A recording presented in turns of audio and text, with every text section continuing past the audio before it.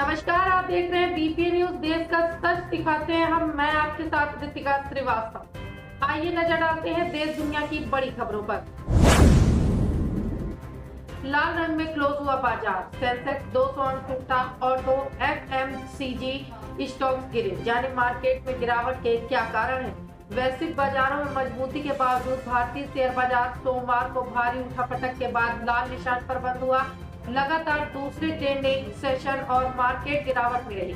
Index heavyweight, Reliance industries और FMCG stocks में गिरावट ने बाजार को नीचे खींचा। 30 शेयरों वाला बीएसई सेंसेक्स आज 100 से ज्यादा अंक की गिरावट के साथ 81,602.58 अंक पर खुला। कारोबार के दौरान यह हरे और लाल निशान के बीच झूलता रहा। हालांकि दूसरे हाफ में सेंसेक्स ज्यादातर समय गिरावट में ही रहा। अंत में सेंसेक्स 200.66 अंक या 0.25% गिरकर 81,508.46 अंक पर बंद हुआ। बीच सड़क पर एक लग्जरी कार आग का गोला बन गई। गाड़ियों के साथ क्यों होते हैं ऐसे हादसे। मुंबई स्थित जागेश्वरी ब्रिज पर एक कार में अचानक आग लग गई। आग लगने के बाद कार धू धू कर जलने लगी। जिस गाड़ी में आग लगी वह एक लग्जरी कार है। बीच सड़क पर लग्जरी कार में आग लगने की वजह से वहां पर ट्रैफिक भी जाम हो गया। यह कोई और कार नहीं बल्कि BMW की है। आइए जानते हैं कि आखिरकार गाड़ियों में आग क्यों लगती है। मुंबई के जोगेश्वरी ब्रिज पर जिस BMW कार में आग लगी उसके पीछे का कारण अभी तक तो सामने नहीं आया है। हालांकि कुछ ऐसी वजह हो सकती हैं जिसकी वजह से इसमें आग लगने की घटना हुई, जिसके बारे में हम यहाँ आपको बताते रहेंगे।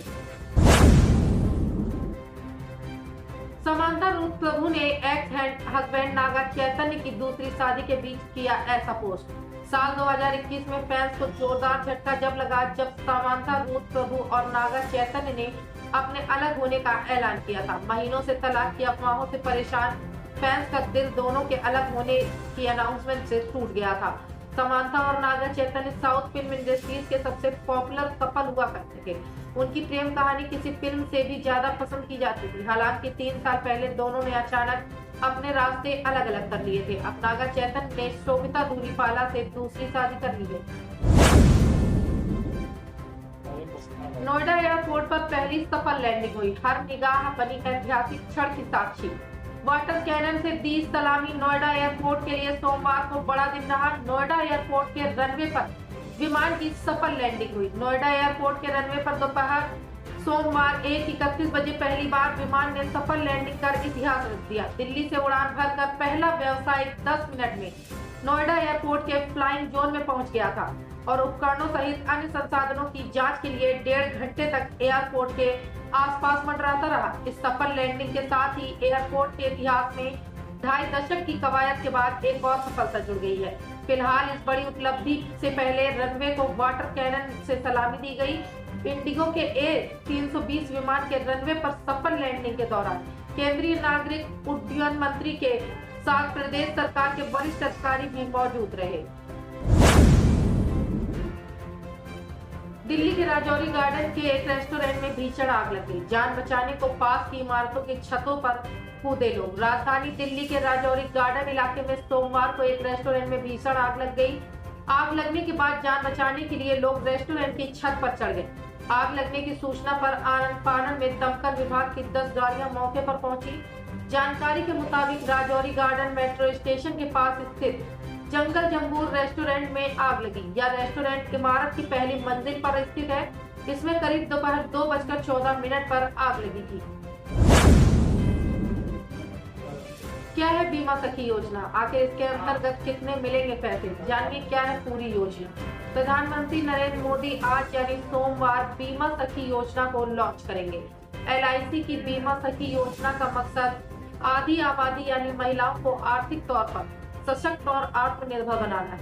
इस योजना का हिस्सा बनने वाली महिलाओं को बीमा सखी कहा जाएगा। उनका काम अपने इलाके की महिलाओं को बीमा कराने के लिए प्रोत्साहित करना और इस काम में उनकी मदद करना होगा। लाइफ इंश्योरेंस कॉर्पोरेशन की यह योजना 18 से 70 साल की महिलाओं के लिए है जो 10वीं पास है। उन्हें पहले 3 साल की ट्रेनिंग दी जाएगी, उनकी वित्तीय समझ बढ़ाई जाएगी और उन्हें बीमा की अहमियत को समझाने का नया तरीका बताया जाएगा। हम बैठकर लॉलीपॉप खाएंगे, ममता की बांग्लादेश को खरी खरी कहा। किसी में हिम्मत नहीं कि बंगाल, बिहार, बांग्लादेश में जारी अशांति और वहां के कट्टरपंथी तत्वों और बीएनपी नेताओं की ओर से भारत को लगातार धमकियां दी जा रही है। इस बीच बंगाल की मुख्यमंत्री ममता बनर्जी ने सोमवार को पलटवार करते हुए कड़ा संदेश दिया। विधानसभा में बोलते हुए ममता ने सख्त लहजे में कहा कि किसी में हिम्मत नहीं कि बंगाल, बिहार और ओडिशा पर कब्जा कर ले और हम बैठकर लॉलीपॉप खाएं। ये कभी संभव नहीं है। ममता ने कहा कि किसी भी अफवाह पर ध्यान देने की जरूरत बिल्कुल नहीं है। चाय पत्ती की जगह मिला दिया कीटनाशक, जहरीली चाय ने ली एक ही परिवार के 3 लोगों की जान। राजस्थान के बांसवाड़ा से एक परेशान कर देने वाली खबर सामने आई है। जिले के अंबापुरा थाना क्षेत्र के एक परिवार की 3 सदस्यों की संदिग्ध परिस्थितियों में मौत हो गई। जांच के बाद पता चला कि उनकी मौत फूड पॉइजनिंग से हुई। घटना रविवार की है। दरअसल बांसवाड़ा जिले के अंबापुरा थाना क्षेत्र में एक परिवार के 3 सदस्यों की मौत उस वक्त हो गई जब उन्होंने चाय पी।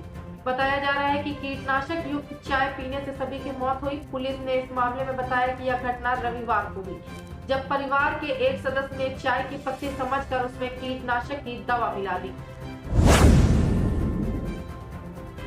आप में चुनाव से पहले ही मची है खलबली। केजरीवाल के 2 करीबी नेता हो चुके हैं साइड। अगला नंबर किसका है? दिल्ली विधानसभा चुनाव को लेकर माहौल गर्म हो रहा है। आम आदमी पार्टी में अब विधायक आपस में चर्चा कर रहे हैं कि अब कौन कौन राजनीति से संन्यास ले रहा है। विधानसभा अध्यक्ष रामनिवास गोयल के बाद दिलीप पांडे द्वारा चुनावी राजनीति से किनारा कर लेने के पत्र पर आप संयोजक को भेज देने के बाद यह चर्चा जोरों पर है। दूसरे दलों के पार्टी से आ रहे कुछ नेता भी आपके लोगों के गले नहीं उतर रहे हैं। आपकी दूसरी सूची में आखिर क्या खास बात है? सिसोदिया, राखी की सीट बदली, बाकी किसी विधायक को टिकट ही नहीं। बाहरी फिर भारी पड़े आम आदमी पार्टी ने सोमवार को दिल्ली विधानसभा चुनाव के लिए 20 उम्मीदवारों की दूसरी सूची जारी कर दी है। इसके साथ ही 70 सदस्यीय विधानसभा के लिए पार्टी कुल 31 उम्मीदवारों का ऐलान कर चुकी है। दूसरी सूची में पूर्व उप मुख्यमंत्री मनीष सिसोदिया, विधानसभा उपाध्यक्ष राखी बिड़लाल, शिक्षाविद से नेता बने अवध ओझा जैसे नाम शामिल हैं।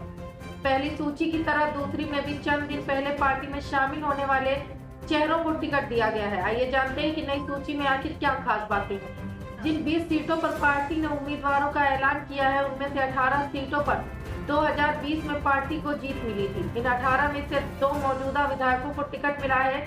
जिन 2 मौजूदा विधायकों को टिकट दिया गया है उनमें मनीष सिसोदिया और राखी बिड़लाल शामिल है। हालांकि दोनों की सीट बदल दी गई है। पटपड़गंज के विधायक मनीष सिसोदिया और इस बार जंगपुरा विधानसभा सीट से टिकट दिया गया है। 2020 में यहां से आपके प्रवीण कुमार जीते थे। इसी तरह मंगोलपुर के पार्टी की विधायक राखी बिड़लाल को पार्टी ने इस बार मादीपुर से उम्मीदवार बनाया है। 2020 में यहां से आम आदमी पार्टी के गिरीश सोनी जीते थे। पश्चिमी यूपी पर रालोद की निगाहें। जयंत चौधरी ने खोला गुज्जर कार्ड। इस दिग्गज नेता को सौंपी बड़ी जिम्मेदारी। पश्चिम उत्तर प्रदेश के गुज्जरों का साधने को रालोद ने अब फिर गुज्जर कार्ड खेला है। रालोद के पंचायती राज प्रकोष्ठ प्रदेश अध्यक्ष पद पर बागपत के निवाली निवासी पूर्व जिलाध्यक्ष रामपाल धामा नियुक्त की गई है। उनकी नियुक्ति रालोद प्रदेश अध्यक्ष रामाशीष राय ने की। रामपाल धामा रालोद के जिलाध्यक्ष रह चुके हैं। लोकसभा के चुनाव के बाद उन्हें जिलाध्यक्ष पद से हटाए थे, लेकिन अब प्रदेश स्तर पर पद मिलने से उनके समर्थकों में खुशी है। उनकी नियुक्ति रालोद अध्यक्ष जयंत चौधरी के निर्देश पर हुई। रालोद जिलाध्यक्ष डॉक्टर सुभाष गुज्जर है। रालोद युवा प्रकोष्ठ के प्रदेश महासचिव श्रीकांत धामा गुज्जर है।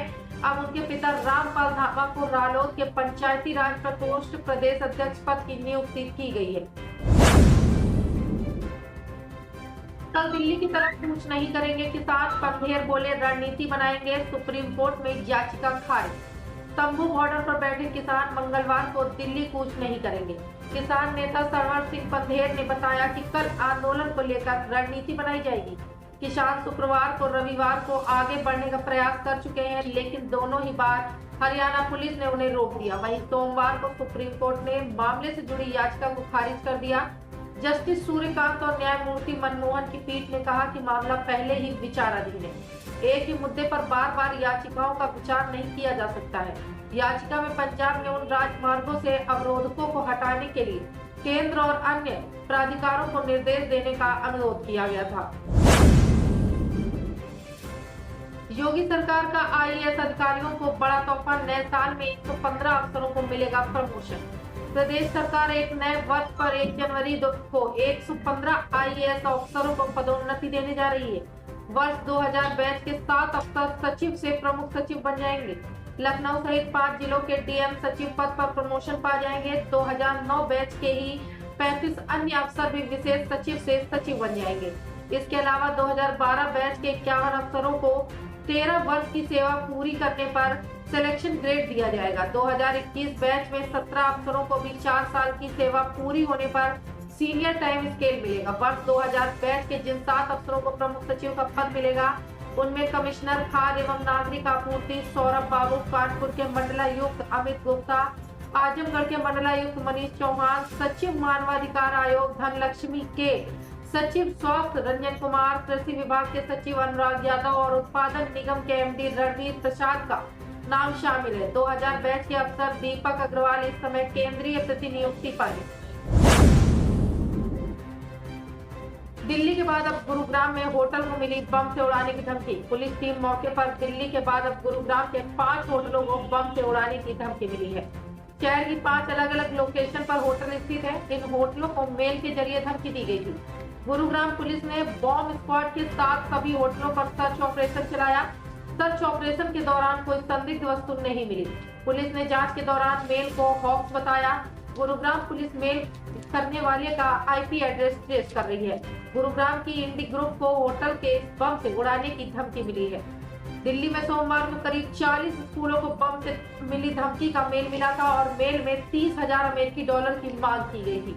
पुलिस के एक अधिकारी ने यह जानकारी दी। धमकी एक ही ईमेल के जरिए दिल्ली के प्रमुख स्कूलों को भेजी गई थी, जिनमें आरके पुरम का दिल्ली पब्लिक स्कूल, पश्चिम बिहार का जीडी गोयनका, चाणक्यपुरी में the British school, Aurobindo Marg स्थित the mother's international, Mandi house का मॉडर्न स्कूल, डीपीएस वसंत कोच सफदरजंग का Delhi police public school, DPS east of Kailash और सलवान पब्लिक स्कूल शामिल है। आगरा एयरपोर्ट को बम से उड़ाने की मिली धमकी। सुरक्षा एजेंसियां हुई अलर्ट, बढ़ाई गई है सुरक्षा। आगरा के खेरिया एयरपोर्ट को बम से उड़ाने की धमकी मिली तो सुरक्षा एजेंसियां अलर्ट हो गई। एयरपोर्ट की सुरक्षा को तत्काल रूप से बढ़ा दिया गया है। इसके साथ ही एयरपोर्ट पर चेकिंग शुरू करा दी गई है। ये धमकी सीआईएसएफ को मेल पर दी गई। इससे तेज ताज को बम से उड़ाने की धमकी दी गई थी। एसीपी मयंक तिवारी ने बताया कि आगरा एयरपोर्ट पर सीआईएसएफ को सोमवार को सुबह 11:56 बजे एक ईमेल मिला, जिसमें बताया गया कि एयरपोर्ट परिसर के बाथरूम में बम रखा गया है।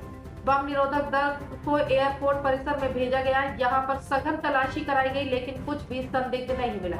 वहीं आगरा एयरपोर्ट के निदेशक योगेंद्र सिंह तोमर ने बताया कि एयरपोर्ट परिसर में करीब 2 घंटे की गहन तलाशी के बाद कुछ भी संदिग्ध नहीं मिला है।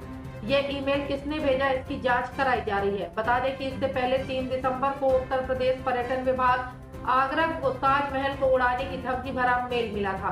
आगरा पुलिस ने तलाशी ली थी, लेकिन वहां भी कुछ संदिग्ध नहीं मिला था। असद ने ईरान की जगह आखिर रूस में ही क्यों ली शरण? महाशक्तियों की सीरिया में दिलचस्पी की वजह क्या है? जाने सब कुछ। आखिर रूस ने गुपचुप तरीके से असद को कैसे निकाला? सीरियाई राष्ट्रपति ने सत्ता छोड़ने से पहले रूस को ही क्यों चुना? सीरिया में आखिर पश्चिमी देशों की क्या दिलचस्पी है?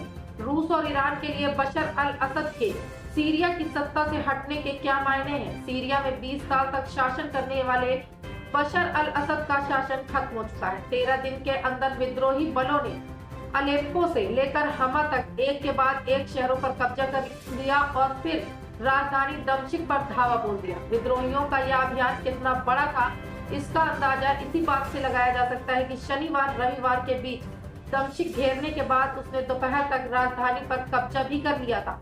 इसके बाद सीरियाई सेना के पास नेतृत्व की भरी कमी दिखी और इसके कई सैनिक बॉर्डर पर पार कर पड़ोसी देशों में शरण के लिए पहुंचने लगे। इस तरह विद्रोही बलों ने असद परिवार की 50 साल की सत्ता भी छीन ली।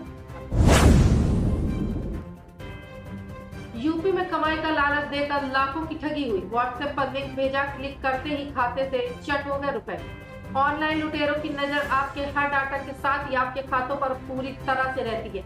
वह ऐसा कोई मौका नहीं छोड़ते जहां आप उनके जाल में फंसने को मजबूर ना हो जाए। इसके लिए भले ही उन्हें कुछ भी करना पड़े। वह आपको लालच देंगे, युवतियों की आवाज में बात कर आपको रिझाएंगे। शहर के 2 युवक ऑनलाइन लिटोरे के चंगुल में फंसकर अपने 2 लाख से अधिक रुपए गंवा चुके हैं। हालांकि उन्होंने थोड़ी सूझबूझ दिखाई और तत्काल साइबर पोर्टल पर शिकायत की तो उनकी रकम फ्रीज हो गई। मूल रूप से इज्जत नगर के धौरेरा माफी निवासी सचिन बताते हैं कि उनके व्हाट्सएप नंबर पर एक अनजान नंबर से संदेश आया, जिसमें उसने टेलीग्राम के माध्यम से रुपए कमाने का लालच दिया। उस संदेश पर आए एक लिंक पर क्लिक करने की बात कहकर सभी जानकारी भरने के लिए कहा गया था और देखते ही देखते उनके अकाउंट से सारे पैसे चले जाने लगे थे।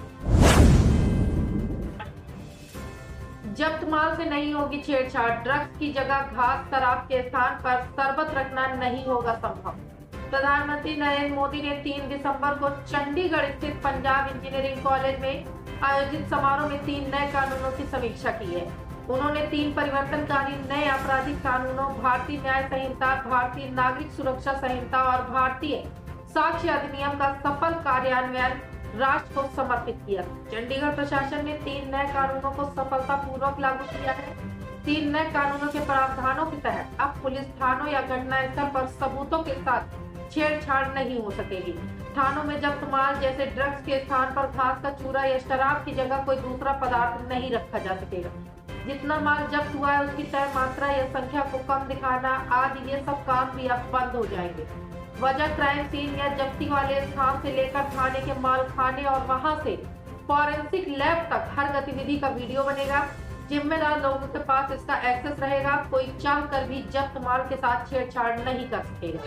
जब्त किए गए माल पर QR कोड लगेगा। थाने में माल जमा कराने वाले का नाम और बेल्ट नंबर सब कुछ डिजिटल तरीके से नोट किया जाएगा। इस जानकारी का भी मिलाना होगा। घटना स्थल से लेकर थाने से माल जमा करने तक उक्त सभी गतिविधियां न्याय सेतु ऐप के माध्यम से थाने में बैठकर देखी जा सकेंगी। मथुरा वृंदावन जा रहे तीर्थ यात्रियों से भरी मिनी बस नोहटा पुल में गिरी, 17 यात्री घायल हो गए और 2 की हालत गंभीर है। रविवार रात मथुरा वृंदावन जा रहे तीर्थ यात्रियों से भरी एक मिनी बस डिवाइडर से टकराकर नोहटा के पुल के से नीचे गिर गई, जिसमें बस में सवार सभी 17 यात्री घायल हो गए। 20 फीट नीचे बस गिरते ही यात्रियों ने चीख पुकार मचाना शुरू कर दी। सूचना मिलते ही नोहटा पुलिस मौके पर पहुंची और घायलों को इलाज के लिए जिला अस्पताल ले गई, जहां डॉक्टरों की टीम के द्वारा घायलों का इलाज शुरू कर दिया गया है। बताया जा रहा है कि इस हादसे में 2 की हालत गंभीर होने पर जबलपुर रेफर किया गया है। गनीमत रही बस नदी में पानी के बीच नहीं गिरी, नहीं तो बड़ा हादसा हो सकता था। पुलिस ने मामले की जांच शुरू कर दी है। जानकारी के अनुसार छिंदवाड़ा और जबलपुर निवासी यादव लोग संजय ट्रेवल्स की मिनी बस क्रमांक MP20 TA 1615 में सवार होकर रविवार रात मथुरा वृंदावन की यात्रा पर निकले थे। मिनी बस के चालक सहित 18 यात्री सवार थे। रात करीब 2 बजे बस नोहटा थाना के पुल से गुजर रही थी कि तभी बस सड़क किनारे डिवाइडर से टकरा गई और अनियंत्रित हो गई। पुल से नीचे जा गिरी। यहाँ भी बस 3 बार पलटी, जिसके बाद घायल यात्रियों ने चिल्लाना शुरू कर दिया। आवाज सुनकर स्थानीय ग्रामीण पुल पर पहुंचे और पुलिस को सूचना दी। नोहटा थाना प्रभारी अरविंद सिंह मौके पर पहुंचे और घायलों को 108 की मदद से इलाज के लिए जिला अस्पताल भिजवाया, जहां डॉक्टरों की टीम ने द्वारा इलाज शुरू कर दिया गया। गनीमत रही कि 10-15 मीटर आगे बस नहीं पलटी, नहीं तो बस पानी में गिर सकती थी और कई लोगों की जान भी जा सकती थी। मणिपुर हिंसा पर सुप्रीम कोर्ट की सख्ती, राज्य सरकार से मांगी गई आगजनी संपत्तियों पर अतिक्रमण की जानकारी। सुप्रीम कोर्ट ने सोमवार को मणिपुर सरकार से जातीय हिंसा के दौरान आगजनी की वजह से क्षतिग्रस्त हुई संपत्तियों और कब्जा की गई संपत्तियों की जानकारी मांगी है। सर्वोच्च न्यायालय ने कहा कि उसे उन सभी संपत्तियों की जानकारी चाहिए जो या तो पूरी तरह से या आंशिक तौर पर जली है। सुप्रीम कोर्ट ने यह भी कहा कि राज्य सरकार को इन घटनाओं में दोषी और कब्जा करने वालों के खिलाफ की गई कार्रवाई की भी जानकारी एक सीलबंद लिफाफे में देनी होगी। चीफ जस्टिस संजीव खन्ना और जस्टिस संजय कुमार की बेंच ने इस याचिका पर 20 जनवरी को शुरू होने वाले हफ्ते में सुनवाई तय की है। पिछले साल अगस्त में सुप्रीम कोर्ट ने हाई कोर्ट की 3 पूर्व महिला जजों की एक समिति के गठन का आदेश दिया था। इस समिति की पीड़ितों के राहत, पुनर्वास और अलावा उनको दिए जाने वाले मुआवजे की निगरानी करनी थी। इसके अलावा मणिपुर में आपराधिक मामलों की जांच के लिए महाराष्ट्र के लिए पुलिस प्रमुख दत्तात्रेय पटसगीकरण को जिम्मेदार सौंपी गई थी।